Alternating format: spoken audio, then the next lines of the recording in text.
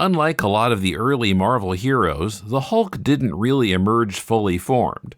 Lee, Kirby, and Ditko struggled to find a good explanation for what causes him to become the Hulk, or to turn back to Banner, how much control he has over the transformation, how the Hulk behaves or what results from him becoming the Hulk, and so on. Paul's been studying this for a paper he's writing entitled To Be Hulk-Inued, The Incredible Hulk and Serial Storytelling in 60s Marvel Comics. He's here this week to share what he found. First, I want to thank our patrons for supporting the Deconstructing Comics family of podcasts. You can pitch in by pledging at least $2 a month at patreon.com/deconcomics. Or you can help us for free by reviewing the show on Apple Podcasts or wherever podcast reviews can be posted. This is Tim. This is Paul. And this is Deconstructing Comics.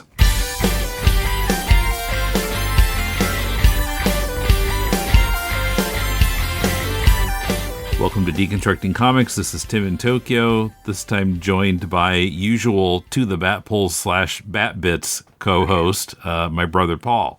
Yes, here I am. It's late July in New Hampshire, and the weather is strangely cool, but we've had wildfires, a lot of wildfire smoke coming down from Canada, so that seems to have affected the weather somewhat. Nothing else to report as far as New Hampshire's still here. This past month, I've just been really stacking episodes here. So Paul just got back from San Diego Comic-Con, but it's going to be like almost a month before you actually hear this, so not so recently anymore. But in general, how was the con? And what did you do? Well, one thing I learned at the con this year was that I'm too old to go to Comic-Con. I just didn't find all the lecture. There are lots of stuff was happening. Robert Downey Jr. was there to announce the Avengers Doomsday movie. Other co-stars were there. There was a great sales floor, as there always is. Some of the back issue companies I know best were represented there. They actually do still sell comics at Comic-Con, believe it or not. There's still a sales floor, but much of it is taken up with like video games and collectibles and other media and animation and stuff. But when I say I'm too old to go to Comic-Con is I just didn't go to anything but panels that were related to the conference that I was part of. There's a comic conference within the conference called the CAC, the Comic Arts Conference. And it's kind of sort of related to the Eisner Award, I believe. It has, some connection to some of the major awards given out at Comic-Con, but not all that directly. And it really is like a little academic conference tucked inside San Diego. So instead of most academic conferences I go to, there are multiple panels going on simultaneously. Here, it was just one panel at a time, which was kind of nice. So I could go to several of the panels and not feel like I was missing anything. Yeah, I know what you mean. When I went to that Batman conference back in 2019, there would be like 2 or 3 things going on at once, and I hated having to choose. Yeah, everybody has their own experience of that kind of convention, kind of, by design. But this was a little bit different. It was not the greatest academic conference I've ever attended, but they're always kind of spotty. You end up with some great papers and some kind of meh papers. But I was there to give a paper on the Hulk. The title of the paper was To Be Hulk-Inued, because within the first year or so of Tales to Astonish, when the Hulk started appearing in Tales to Astonish after his own book went defunct, then there were about 17 months between when the original Incredible Hulk series went defunct in 1964, and then when Hulk got his own solo series in Tales to Astonish, which he shared with Giant Man. I think he was Giant Man by then. He wasn't Ant-Man any longer. So the paper was really about, I was fascinated by how Lee was starting to use to be Hulk Inuit at the end of most episodes. What's this? Um, I'm not quite catching what you're saying. To be Hulk Inuit? Hulk Inuit, yes, to be Hulk I Inuit. don't know what that is. It just, instead of to be continued, it's to be Hulk Inuit. Oh, okay. I thought it was something like the Hulk is in you. Okay. No, no, no, no, no, no, no. In fact, when the paper was announced, when Kate announced, kind of half-assedly, I'll have to say, introduced the speakers. She introduced me just by saying my name, and then she didn't introduce anybody who came after me, which was kind of strange. It's not They not don't really what I matter. was expecting. No, well, and I mean, no, and I was kind of expecting, hey, he was nominated. His book was nominated for an Eisner Award. I really love to hear those Yeah, yeah, words, the and I didn't Daredevil get to book. hear them. But anyway, that's neither here nor there. Well, to But listeners who maybe weren't listening back when we talked about that book on several episodes, mention the name of that book again. Daredevil, Frank Miller's Daredevil and the Ends of Heroism, Yeah. 2016. I, Um, I mentioned in the book too. Yay. yes, he is. A couple of times. Um, you and Kyle and my friend Steve Bissett and Ted Van Loo, who sold me my copy of an early Daredevil issue, and all kinds of people. Anyway, um, so what was I saying? The US, about Hulk Inuit. She pronounced it Hulk Tinued, Hmm. and I can kind of understand that because that might make a little more, Yeah, it's a little easier to sound sense. parse. Like you Hmm. recognize it as continued. Yeah. And I called it Hulk Tinued for quite a while until I realized there was no T in it, the way that Lee was spelling it. So I was interested just in how, of all of the Marvel comics that Lee wrote in the 1960s, he didn't say that, the Fantastic Four would be fantastic-tenued. He didn't say that Iron Man would be Iron-Inued. I don't know. Hulk Inued is the only book that got that little nicety attached to it. Hmm. Spider And Inuit. yeah, Spite Inued. Doctor Strange Inued. Yeah, it doesn't. Nothing else really fits. Hulk Inued, I guess, fits in part because it's a single syllable. Hmm. Um, but what grabbed my attention about it was that Hulk had so much trouble getting continued in its early issues because for the first six issues,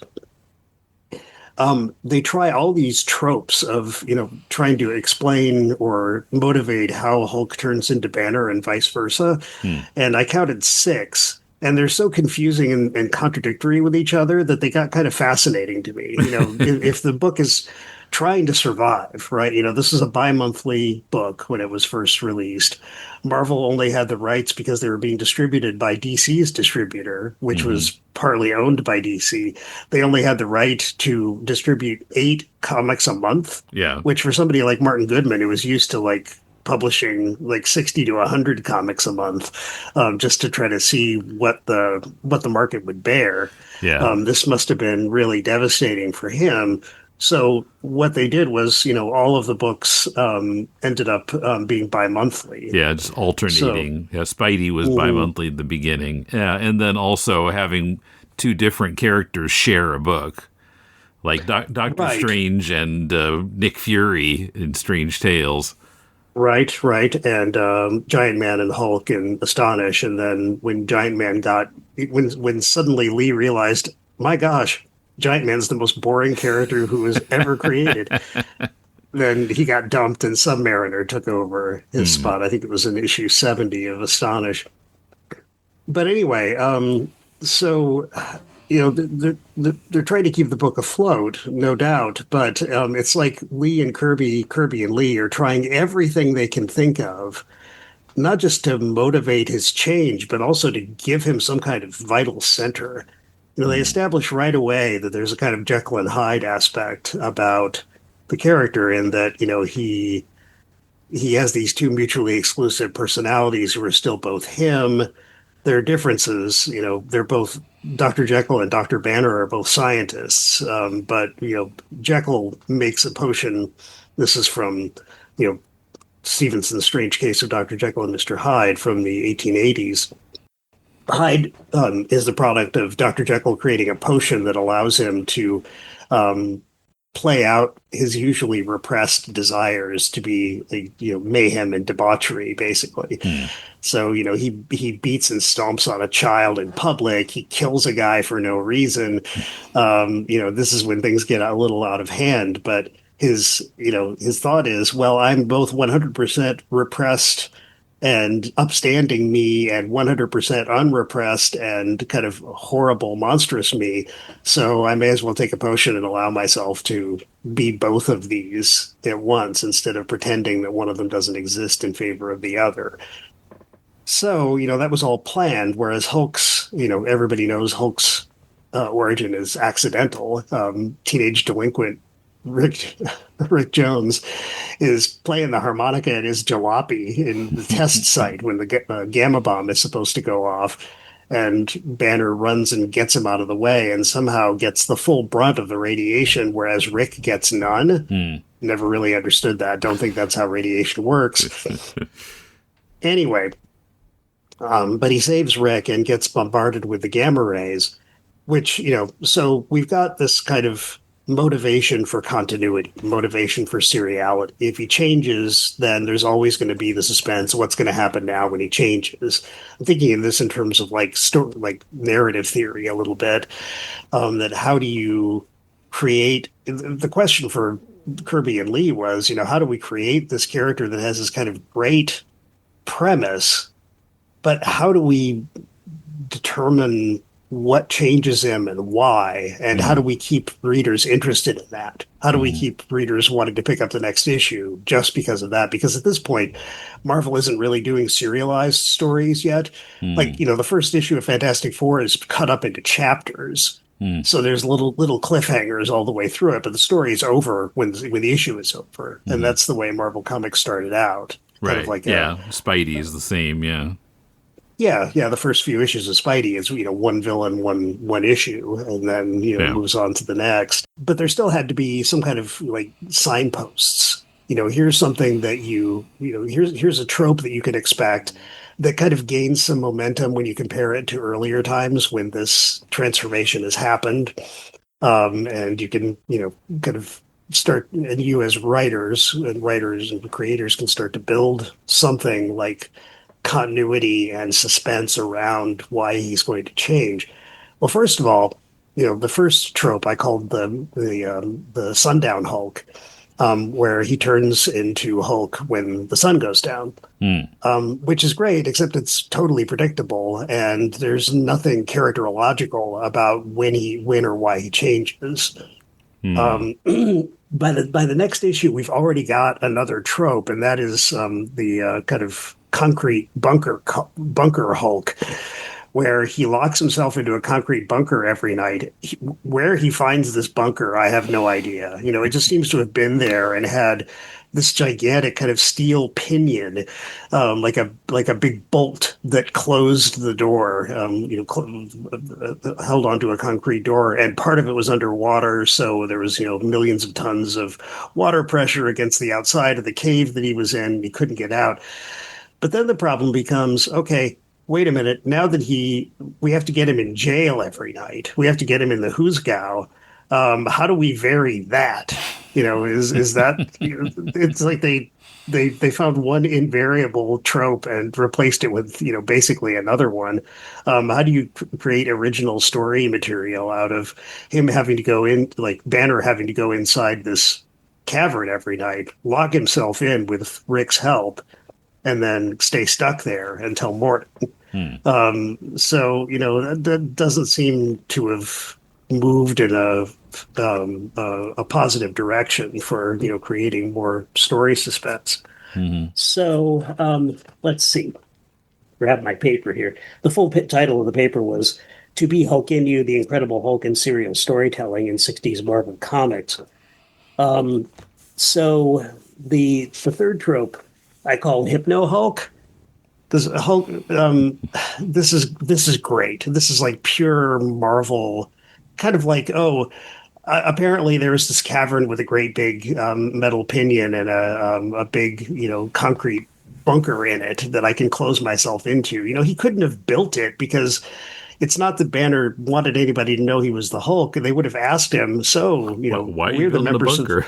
yeah, we're the military base. We are supposed to help you with your scientific experiments. Why the heck do you want to build a giant cement bunker?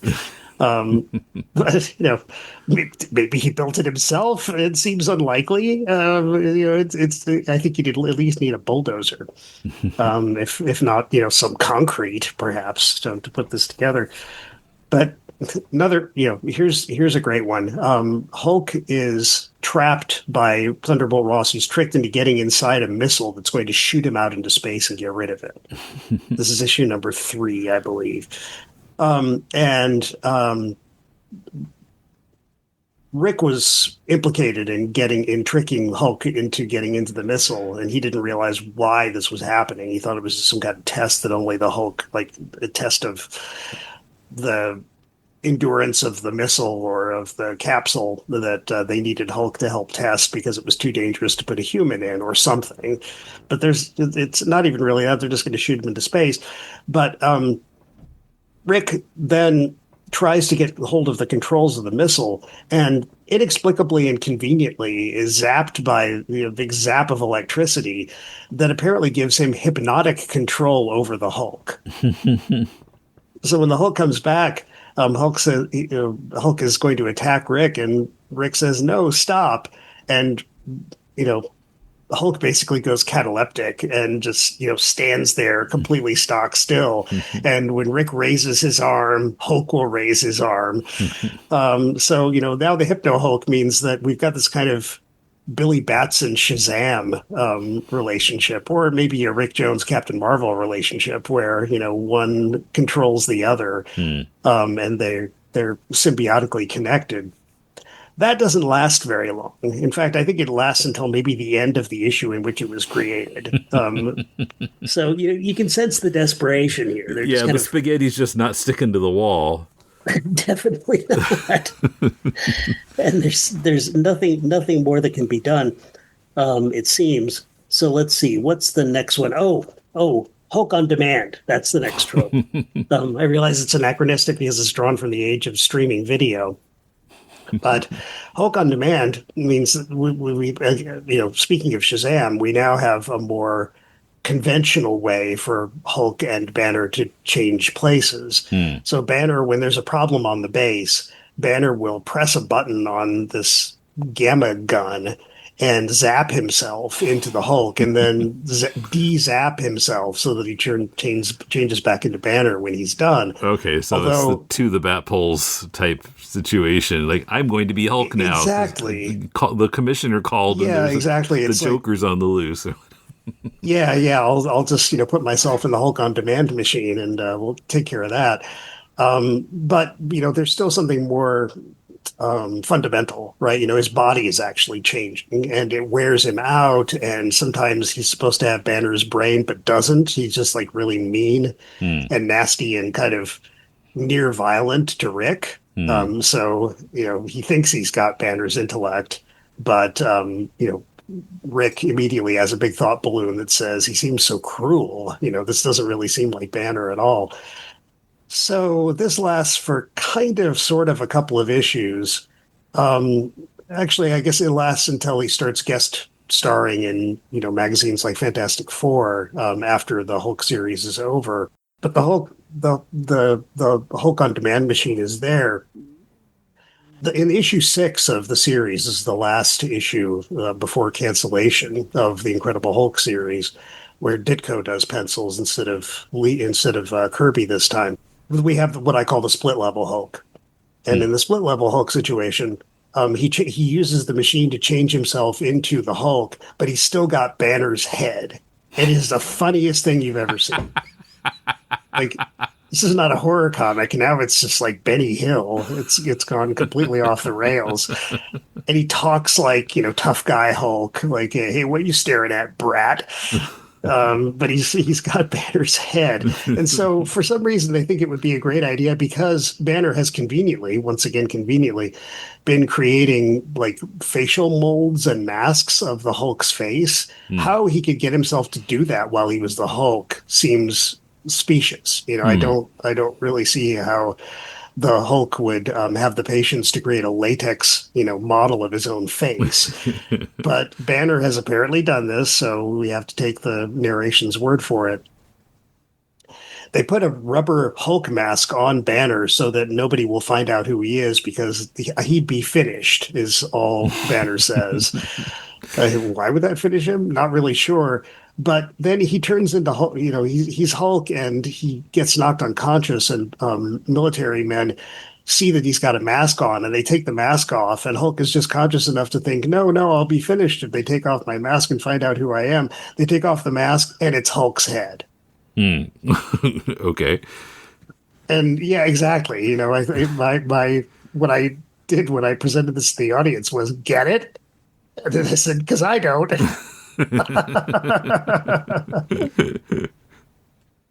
But it just feels like we're at the height of desperation where they're becoming comical in their Hmm. attempts to come up with a kind of just consistent way that's not just going to suddenly pop a surprise on us. It's something that's going to have some consistency to it, so you can go back and kind of replay the same problem or replay the same kind of transformation and get different effects depending on the context. Hmm. So the final trope, which doesn't come until I think like Avengers #5, is what I call the Dr. Jekyll and Mr. Hulk trope, Hmm. where he finally like says out loud, "Oh my gosh, I've become like Dr. Jekyll and Mr. Hyde," and what he means by that is specifically he's now becoming Hulk when he doesn't realize it. Hmm. He'll suddenly he'll become Hulk, and and for no reason at all that he can come up with. It's It's not not because that the he's sun has gone agitated or down. something. Not yet, no. Although in the like issue 60 of Tales to Astonish, which is his first full solo story in Tales to Astonish in 65, I guess it would be. Um, he says, "Oh well, it's all so simple now. I can, a child could have solved this problem. When I get stressed." When my stress level rises, I become the Hulk. But then he says, and when my stress level gets higher again, then I become Banner. Okay. Yeah, yeah. So And it just it's like keeps going up and he switches back and forth and back and forth. yeah, the more agitated he gets, the higher his heart rate goes, the more he changes back and forth. And, that sounds preposterous to those of us who've been reading like post 65 Hulk stories for the last 50 years. Hmm. But what's interesting is that it apparently wasn't preposterous to Kirby and Lee, Hmm. or Ditko and Lee in this case. And I think it seems like the most obvious thing in the world that his stress level should drop in order to turn him back into Banner. Hmm. But I don't quite understand how that couldn't have been on their minds as a possibility, but it wasn't. Hmm. Which and I haven't quite unpacked what the significance of that is. But it's a 15-minute paper. There's only so much you can do, Hmm. then just to raise the problem.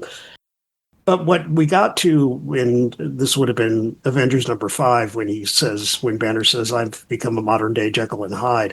And by the way, Jekyll and Hyde, Stanley himself, Doug Wolk,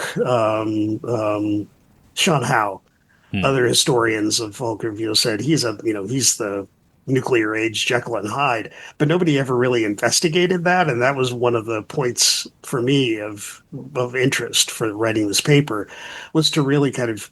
I actually read Jekyll and Hyde, which I hadn't read in probably 40 years, Hmm. and really dug into it. And it was just interesting to see, if you're calling this a modern day Jekyll and Hyde, is it? Is it really? Hmm. Or is it just superficially Jekyll and Hyde like, in that he's got two personalities in the same body that, Hmm. It's like erupt? the Jekyll and Hyde in the Bugs Bunny cartoon. Yeah, pretty much, that level of depth of interpretation or analysis of of Jekyll and Hyde. A cartoon It's kind that of a terrified me as a kid, but anyway. Oh yeah, I wasn't a real fan of it either. Although I would never not watch it. I just found it scary. Yeah, just hide behind a chair. Yeah, that's right. Hide behind the dad's news recliner Yeah. in the living room. Like when Ma got an owie on The Little House on the Little Prairie. House on the Yes. Prairie. But we won't go any further into that. Those are embarrassing moments that I can nevertheless just blurt out at a moment's notice. Coming up, Marvel's hallmark of heroes with internal conflict, Hulk Edition. How similar, really, is Hulk to Jekyll and Hyde? What made defining the Hulk tropes more difficult than those of Spider-Man or the Fantastic Four? And more. Waxy Buildup, a podcast covering the earliest recordings from the wax cylinders of the 1880s to the discs of the 1920s, plus the latest recordings to enter the pop chart 100 years ago this week. Heard exclusively at ftmelo.podbean.com. Tuesdays on the Radio Troller Entertainment Podcast channel. To delight those who would have melody or be amused. Support the Deconstructing Comics family of podcasts on our Patreon. On the latest Bat Bits, Paul and I talk about the movie Blank Man, a Damon Wayans movie from 1994. The movie heavily references Batman 66, but does it take the right tone? Last month, we discussed an early draft of the Ring of Wax Riddler arc of Batman 66. More script discussions are on the way, plus a look at the Fiberglass Freaks Batman Museum and more. Join us for these and all past Bat Bits episodes by joining our Patreon for at least $2 a month. At $4 a month, you also get our monthly show Silver Age Batman, where we're looking at many of the wacky Batman stories from the 50s. In this month's episode, coming August 22nd, Kumar and I discuss the double crimes of Two-Face from Detective Comics 187. Also at the $4 level, you can still access our past series that covered the first 50 issues of Amazing Spider-Man and more. Follow our Patreon for free and get access to the first 2 episodes of both Bat Bits and Silver Age Batman. Check it out at patreon.com/deconcomics. And thanks for your support.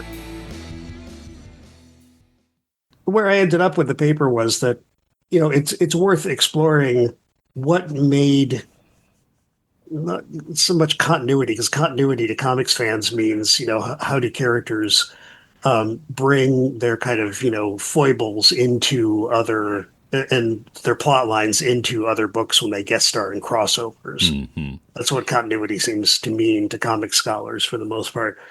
But I'm talking about serialization. How do you get readers to keep reading even if you don't have cliffhangers? And I think, it's long been the claim that what Marvel did better than DC, and what DC never even tried to do, was to create internal conflict in the characters.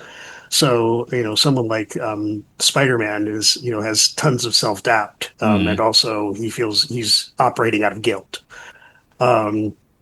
Internal conflict for Ben Grimm means, he doesn't really want to be the Thing, but he's, furious at Reed Richards half the time for making him the Thing accidentally. But he also doesn't want to become Ben Grimm because he's afraid Alicia won't love him anymore. Those kinds of internal conflicts, they can repeat. You don't have to have a cliffhanger to have a sense of continuity that's based on that character's interiority. Some kind of problem the character is experiencing. So, where I ended up the paper is really just, this is something that it took a while. This kind of inner conflict is something that it took the Hulk a while to sort of superimpose his transformation logic onto that internal logic or that internal conflict. And the internal conflict turns out to be that, when he's Hulk smash. And when he's not Hulk, Banner, worries about becoming the Hulk. So the Hulk is really the kind of the dominant member of that little dyad, and Hulk even says this, I think, in Fantastic Four 25, I'm the master personality between the two of them. And that's very Jekyll and Hyde, where, Hyde kind of plays out Jekyll's most unconscious, vivid, yucky desires, antisocial desires. But he knows that that's a pleasure, and he doesn't want to give it up, but he also doesn't want to do it because it's making him a worse person. So there's finally, even though Jekyll and Hyde was supposedly one of the motivators for the whole creation of the Hulk, according to Lee anyway, in Origins of Marvel Comics from '74, it doesn't seem like he really becomes a Jekyll figure until 2 years into the character's existence, after the first series has been canceled. Mm-hmm.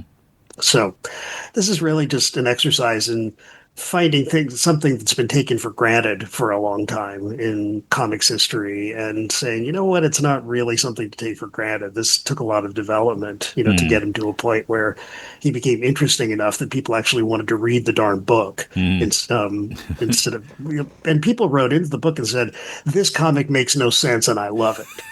The letters columns are hilarious for those first 6 issues. The car crash you can't look away from. Yeah, one guy writes in and says, this is the greatest fantasy mag ever created, but I have questions. Why is he locked in a concrete bunker all night? And then suddenly, Rick Jones can move him around like an action figure by, moving his arms and ordering him around. What gives with all the changes? And Lee's response to this letter, which I think is in issue 3, so this is like, late 62, I guess. Lee's response is, haven't you noticed that people grow and change? And don't you think that's what the Hulk is doing? It's like, that's not what's happening. You're desperately trying new tropes. Haven't you noticed people get personality transplants like every week?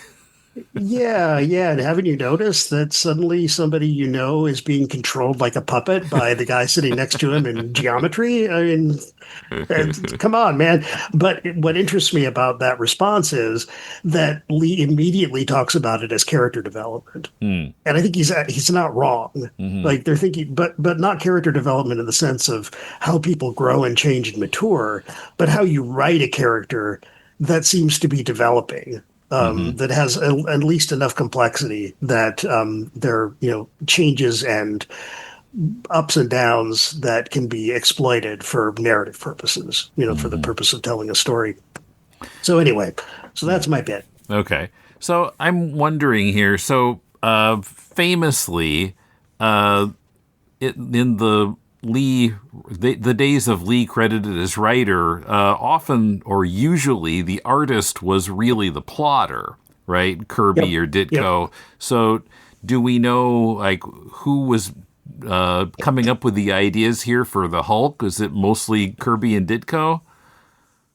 I'm guessing it was mostly Kirby and Ditko. I mean, there's no way of knowing, but for certain, especially in the very early days when Lee seemed to have a little more defined understanding of how he wanted the stories to unfold. Whereas, by like 65, he's just basically telling Don Heck, okay, Hulk gets into, or Iron Man gets into a fight and he has a heart event and has to go and hide. And so, there's your story. Now write some stuff at the beginning, or, draw some stuff at the beginning and the end of it that will get us, from the last issue to the next issue. And then, Heck would do what he was told. And Kirby too, here's a synopsis of 2 sentences or less, and you come up with all the plot turns and twists that get us to and from those events.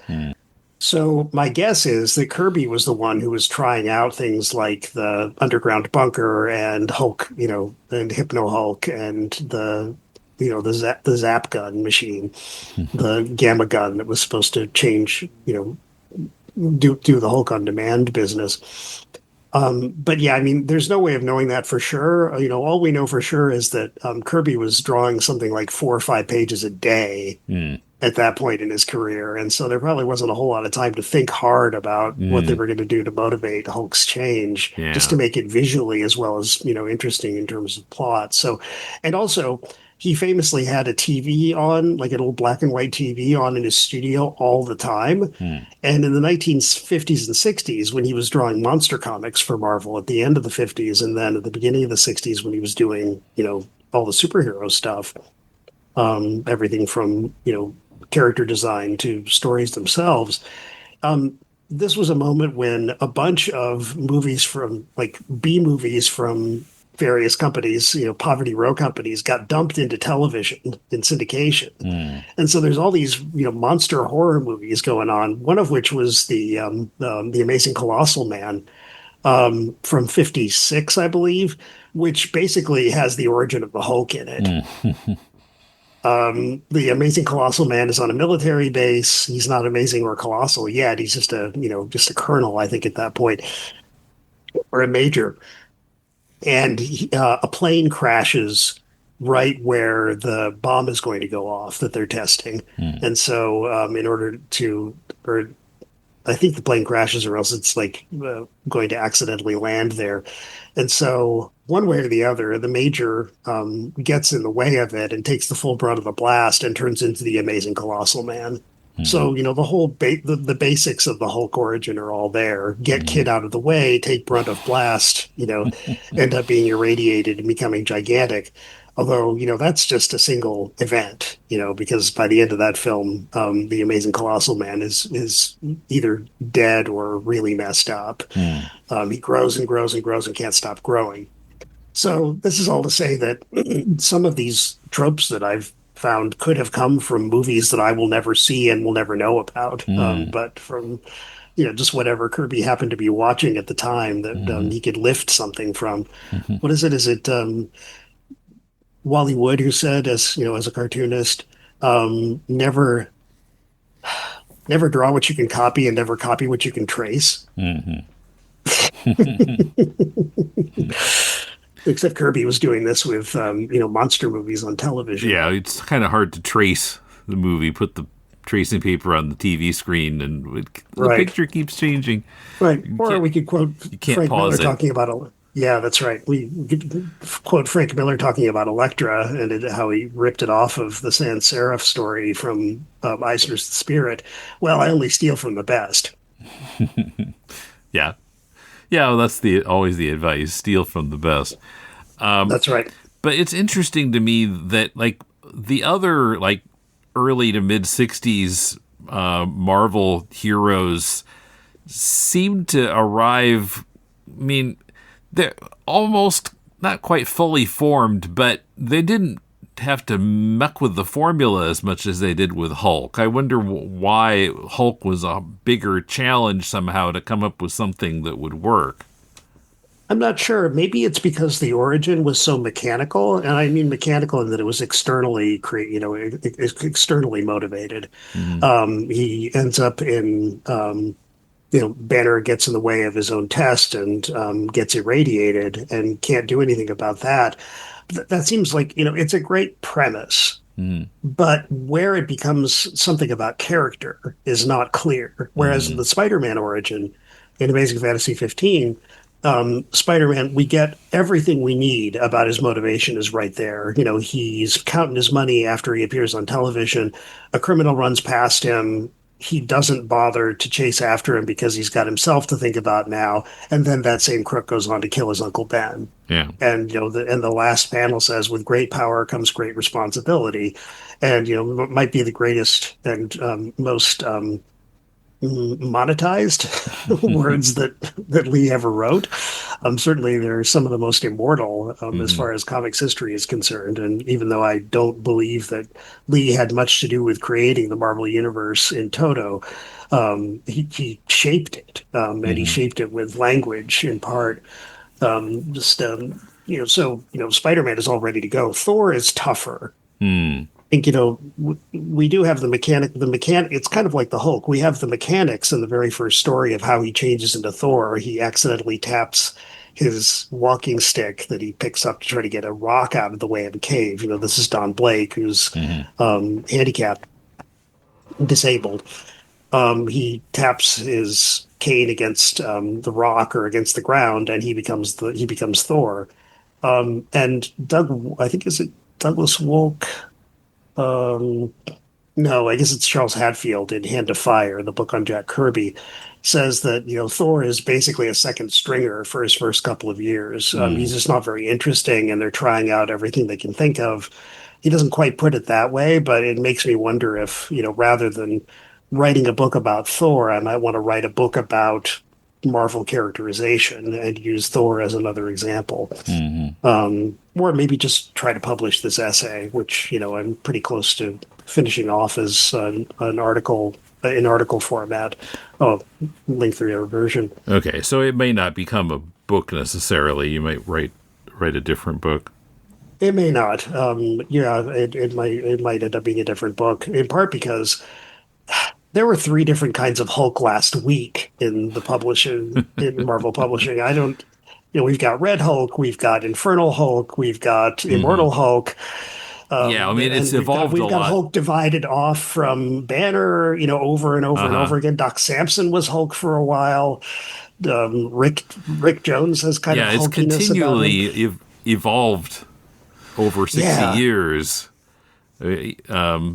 And we had Planet Hulk. That was a whole other thing, and it seems like I remember we were reading Hulk for a while in the late 70s, and after a while we just got tired of it and quit buying it. Well, yeah, I even say this in the end of the I hope to be published version of this article is that if you think about motivation for Hulk, Douglas Wolk, who wrote All the Marvels, do you know this book? Where he supposedly read all of the Marvel comics that had ever been written so that you wouldn't have to. We talked about his book about Batman on To the Bat Poles a while back. That's why I know his name. Right. But I don't know the Marvel book. That's right. He also writes a very good introduction to the Taschen art books, oversized version of the Hulk, the first 6 issues of the Hulk, plus the first 15 or 20 stories from Tales to Astonish. It's a big, beautiful book that uses the original color separations. So they're actually, scanned from original pages. So you're not looking at recolored pages, which is kind of nice, if you're looking at it historically. My remark on our 70s Hulk reading was that, going back to Wolk says that in the introduction of the Taschen edition, he says that Hulk doesn't really have a personality, or it's not that so much as that Hulk doesn't seem to have a motivation. Like, what exactly is his motivation for being the Hulk? There's an early issue, I think maybe issue 70 of Tales to Astonish, after 10 issues into his solo series in Astonish, where Hulk says, "I'm free, but to do what?" It's like he doesn't know what to do. And so Wolk's response to that is that Kirby and Lee didn't seem to know what Hulk's motivation was yet. They were getting closer to it, but they didn't know. And that seemed okay because Hulk didn't know what his motivation was either. He's also saying, what do I do now? But in the late 70s, my impression was that he really wanted to pet deer and talk to flowers and stuff. Yeah, he wanted to be left alone. And so he wasn't taking the initiative, and it was just things kept happening to him that took him away from his life in nature. Yes, and the thing was, if his heart rate slowed, which, before the 60s were over, the slowing of his heart rate changed him back into Banner, and that was made very obvious. It was overt. But if he calms down when he's in nature, he's going to turn back into Banner. So there's, not much of a motivation for Hulk besides either wanting to be left alone or to just destroy everybody. Which he says a lot in those, in the early Astonish issues, that he just wants to eliminate everyone. He wants to be the hunter instead of the hunted. But when it comes right down to it, he seems more in love with the idea of being left alone than with the idea of destroying everybody around him. It depends on what level of rage he's experiencing, I suppose. In those early years, how did Hulk talk? I mean, we were used to the Hulk smash type of Hulk, but did he talk more like Banner at the beginning?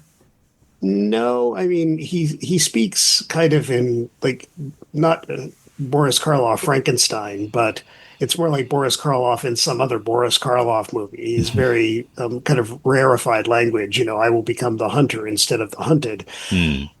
But by the second issue, he's talking more like, Stan Lee thug language. Hey, what you trying to do?